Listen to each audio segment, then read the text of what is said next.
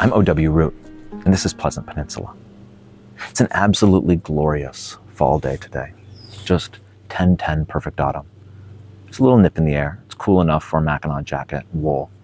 It's also cool enough for a solo stove. Puts out a little heat. And that exposed flame is beautiful. There's something about the flame. Doesn't need to be a campfire or bonfire or anything big, although that is lovely. Anything. It's that orange dancing heat. Maybe it reminds us of all those years spent around the campfire before modern civilization. Whatever it is, it's cozy, it's aesthetically pleasing, and it makes us feel good. There's nothing quite like a fire, even if it's a small thing like that. The trees are full of red, orange, and yellow. The leaves have changed now. Every once in a while, one falls to the ground. The sun is low in the sky. Sepia tone. It is days like this, autumnal days like this, that rival summer. That's the truth. They really do. They rival summer. I was up at Legs Inn 2 times this past week. And if you don't know where Legs Inn is, it's at the end of M119 in Cross Village. It is basically the end of the road on the western side of the state.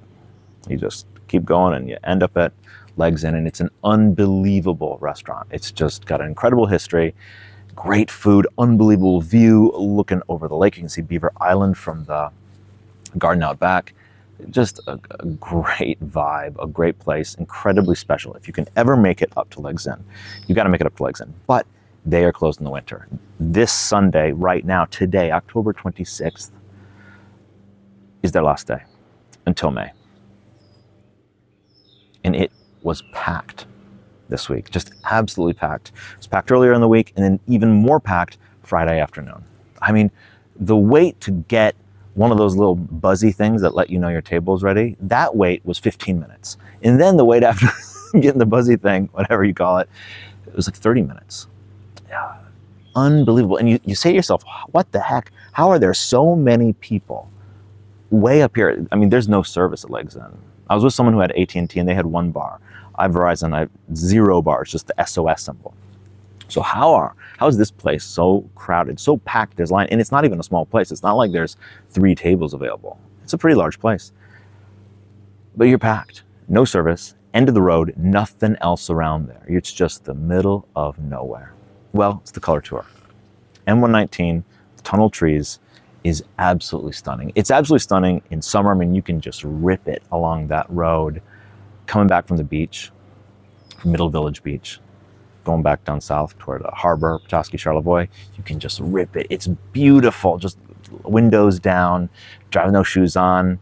I don't know if that's legal or not, but it sure is great. That's a lovely experience. But then driving in the fall for the color tour, when the leaves have all changed, it's peak. Wow. Unbelievable. The drive through the tunnel trees right now, this week, is like a drive through heaven. Everything is yellow, everything is orange. It's a small little road. And finally, after 45 minutes from, about 30 from Harbor Springs, you get to Legs Inn. And you spend 2 hours there and get to look over the lake, and then you turn around, do the whole thing again. And that's why people are here. That's why Legs Inn was so crowded. It's funny, tourism season ends up north around Labor Day. People get back to school, they get back to work. They're not gonna go to the beach anymore. It's time to work. But then it starts up again, one last little reprise, some additional little epilogue for about a week, maybe a week and a half in the end of October. People want to come up and see the leaves. They want to see the world in sepia tone. And it is a beautiful world.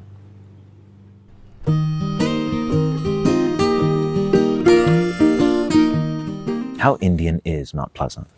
That's the question. So I went to Mount Pleasant to find the answer. And the answer is, it's complicated. Mount Pleasant, or downtown Mount Pleasant, is technically on the Isabella Indian Reservation. And when you hear that, you might think, it's gotta be really Indian, right? Downtown's on the reservation? Gotta be. But not really. The truth is, downtown Mount Pleasant looks like pretty much any downtown in any college town.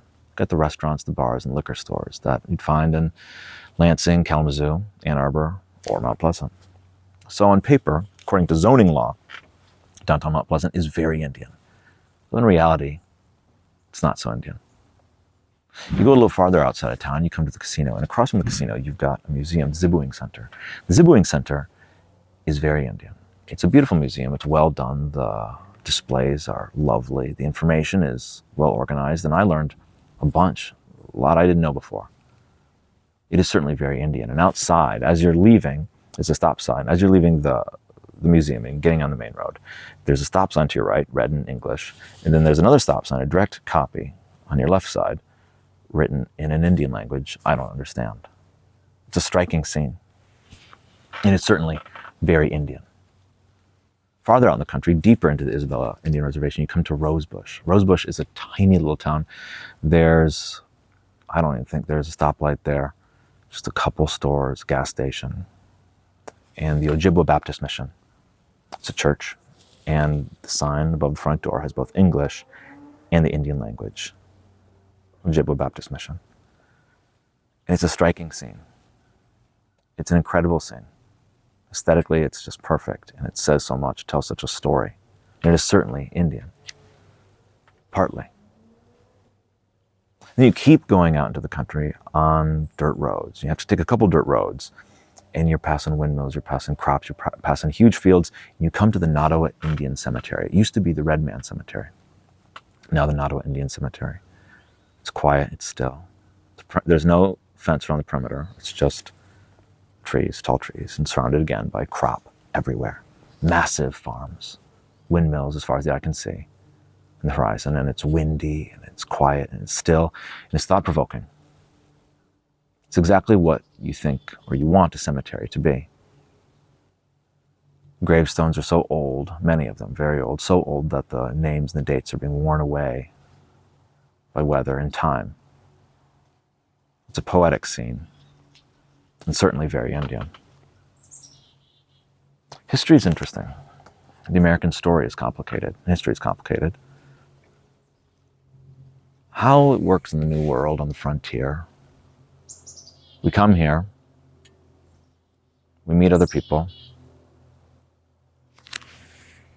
we make families, we make lives, make new towns, we make new identities. We leave something behind and we gain something in turn. We mix those identities with others. What comes out on the other end, on the other side, is something we can't always really predict. And thinking about how Indian is not pleasant, the answer is it's complicated.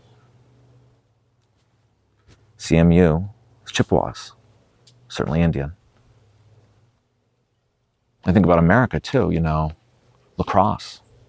It's uber preppy lacrosse. That's also Indian. It's uber preppy, ultra American as well. There's the Apache helicopter that the US military uses. Is that Indian? Certainly is an Indian name. That's the story of the New World. It's complicated.